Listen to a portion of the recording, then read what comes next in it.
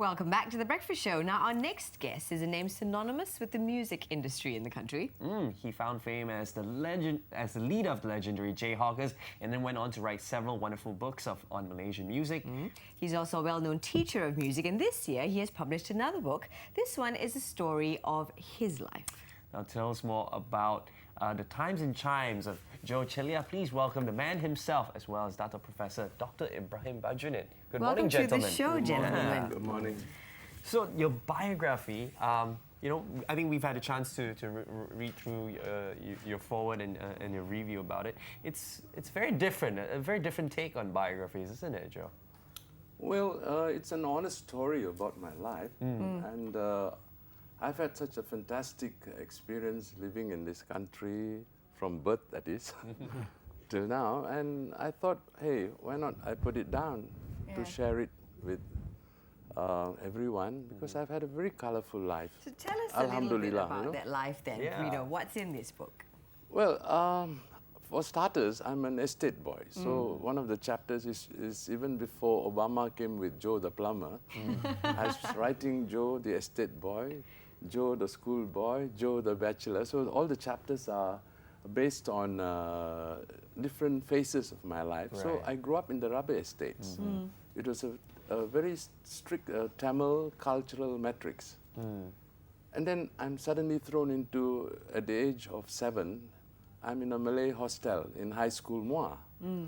And suddenly I'm in a very Malay world, eating asam pedas and, masak pindang serani, So it was very amazing. Then after that, and of course high school Muar in those days, we were one of the top schools in the country. And we had Malays, Indians, Chinese, so I was already into a one Malaysia mold way back. Definitely. Then, and later on, maybe it's good or bad, I don't know. Sometimes I think it's bad. I never played music until I left school. Okay. In 1960, I started playing music. And how did you discover music or playing music? Well, actually, apparently I had been talented. So I Apparently. Some do say. Yeah, and everyday milk tins, Milo tins, Right. I used to tie it up, put it here, and play calypso songs with friends in Port Dickson and so on. So I have earned the name Bongo Joe in all the Sraman folks know me as Bongo Joe, the old folks at least. Right. And then I got to play drums. And then it's all self-discovery. I mean, we didn't have formal lessons and all that. Then slowly I picked up the guitar, then the bass guitar, lead guitar, and then start picking up the piano. So, and then I became a music teacher. At the same time, I was a school teacher, teaching English, math, science, and so on. So it's a very interesting life. And Dr. Professor, how did you meet Joe?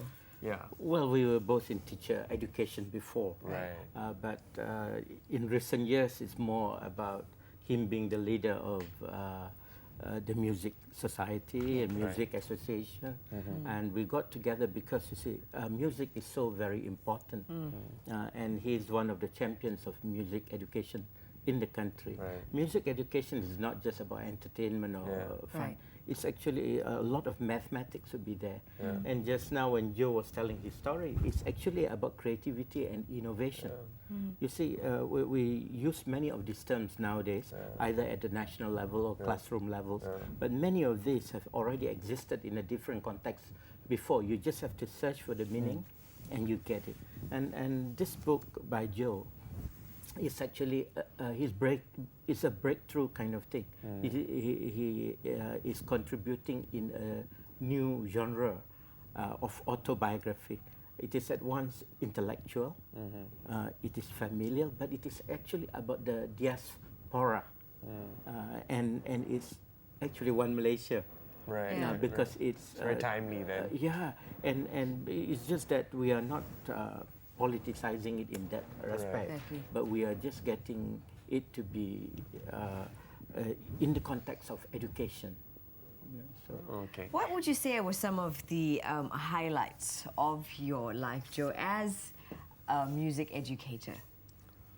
Well, as I said, I was already teaching. In Malay, they say pegang kapo tahun 60. I just left school. Those days, teaching was one of the best professions to go into. It's true. So I was a teacher and teaching happily and playing music. So till today, I tell people, if you look at me this way, I'm a teacher. And I still try to educate people. That's my problem. This way, you see another personality. I'm a musician. Right. So I sort of managed to have these two going like a railway track side by side.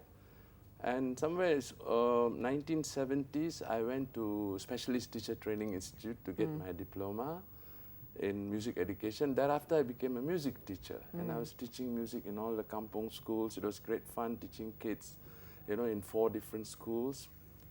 Yeah. It was only after that I was in fact invited to be a lecturer in what is known as, at that time, as Maktab Perguruan Ilmu Khas Ceras.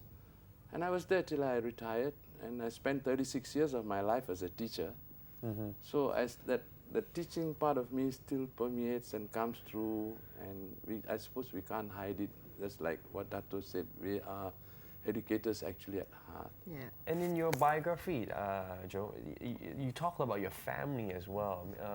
Now, maybe share a little bit with us about how your family you must plays a big understand, part of life. Hanson, that I'm married to a Malay lady, Puan Nur Hamida, and of course it was not something that we planned or what. It just things fell into place, and I realized that my children are Malaysians, and you know, they have got a bit of that, bit of this.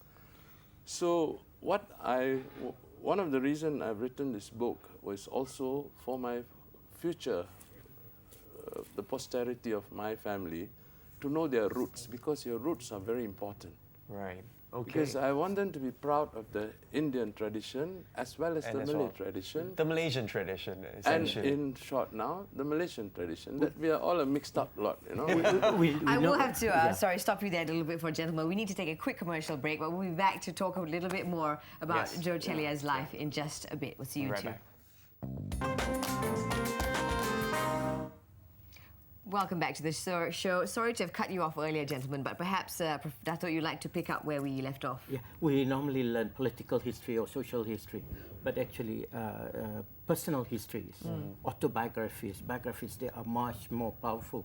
They are intimate histories. Yeah. And the collections of all these intimate histories by different people give a different view of reality, a more exciting, a more real, a more personal view of reality. And as more Malaysians write books like this, like Joe's The Times and Chimes, we'll be able to piece them together. And the teaching of history in schools will be very, very exciting. Right. But also the reading culture becomes very exciting. As more of such books are produced, and I hope Joe will write much more, then more people will get excited into this reading, Malaysian society as a reading. And I think also to remember the past. Yeah. Because a lot of us move forward without remembering what was done before. And Joe, maybe on the last note, what do you hope that people will take from your biography? Well, as you might know, I am now more of a music activist. I don't perform actively. Okay. Many of my ex-students are illustrious musicians in the country, proud to say. Right. One of them is Datuk Mauzaini. Oh, you must be very proud. Yeah, I am very proud of him. And things like that. But I've also been very active in the Majlis Music Malaysia. I'm president of the Persatuan Pendidikan Music. I feel music education is important. Okay. And I've also written this book. It is about music education. And this is called Pendidikan Music Contemporary. And this book is basically written in Bahasa, so that our university students who are into music, and even parents, can read about the importance of music, and so on and so forth. All right, Joe. Oh, congratulations on your biography, and thank you to you two gentlemen for coming on the show and sharing with us your story. Yeah, and where can people pick up a copy of at any local bookstore? Major bookstores? This book it is published by a very reputable company called Marshall Cavendish. And it is available in all the stores in Malaysia, Singapore, and Brunei at this stage. Excellent. Great. Thank you so much, gentlemen, for being with us this morning. Have a fantastic week ahead. And with that, we will have to wrap up the show. Thank you for watching. We'll be here bright and early, 8:30 a.m. on your Feel Good channel. We'll see you then. Bye.